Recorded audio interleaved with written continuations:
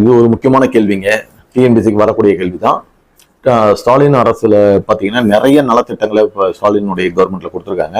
அதுல மிக முக்கியமானது லேட்டஸ்டா பார்த்தீங்கன்னா செப்டம்பர் 15 அண்ணா பிறந்த நாள் அன்று ஒரு திட்டத்தை வெளியிட்டிருக்காங்க. அன்புக்கரங்கள், அந்த திட்டத்துக்கு பேரு அன்புக்கரங்கள்.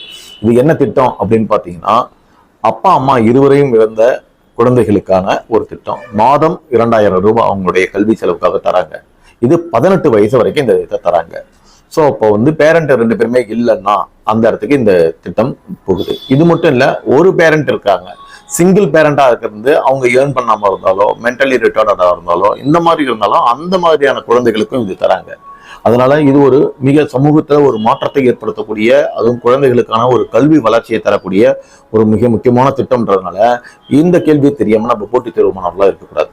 ஒரு கேள்வியும் நம்மளுடைய வாழ்க்கையை மாற்றும் இல்லையா? அதனால இதுவும் ஒரு எக்ஸ்பெக்டட் கொஸ்டின்ஸ். தேங்க்யூ.